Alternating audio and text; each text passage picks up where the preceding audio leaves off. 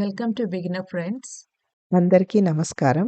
ఓం నమో భగవతే వాసుదేవాయ.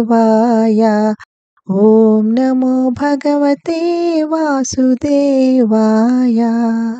భగవద్గీత పారాయణలో ఈరోజు 4వ అధ్యాయము జ్ఞానయోగము 17వ శ్లోకం. కర్మణో హ్యపి బోద్ధవ్యం బోద్ధవ్యం చ వికర్మణా అకర్మణశ్చ బోద్ధవ్యం గహనా కర్మణో గతిః. తాత్పర్యం: కర్మ, వికర్మ మరియు అకర్మ, నీవు ఈ మూడింటి యొక్క స్వభావాన్ని గురించి తప్పకుండా తెలుసుకోవాలి. వీటి గురించి ఉన్న యథార్థం నిగూఢమైనది మరియు అర్థం చేసుకోవడానికి క్లిష్టమైనది. పని అనేది శ్రీకృష్ణుడిచే 3 రకాలుగా వర్గీకరించబడింది: కర్మ, వికర్మ మరియు అకర్మ. కర్మ అంటే ఇంద్రియ నియంత్రణ మరియు చిత్తశుద్ధికి దోహదపడే విధంగా ఉండే శాస్త్రవిహితమైన మంగళప్రద పనులు. వికర్మ శాస్త్రములచే నిషేధింపబడిన అశుభకరమైన పనులు.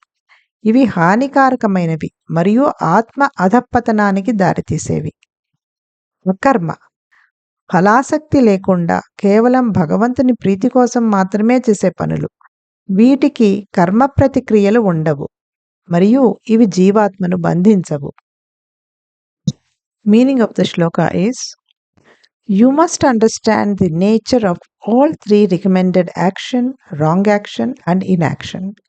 The truth about these is profound and difficult to understand.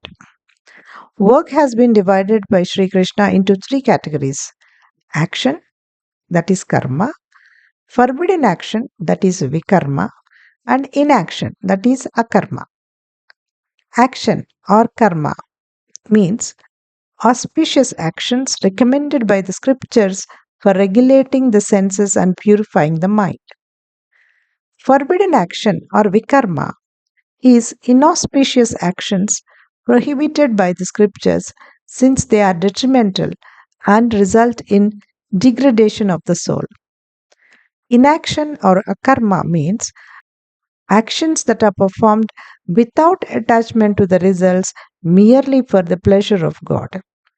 They neither have any karmic reactions nor do they entangle the soul. Om Namo Bhagavate Vasudevaya.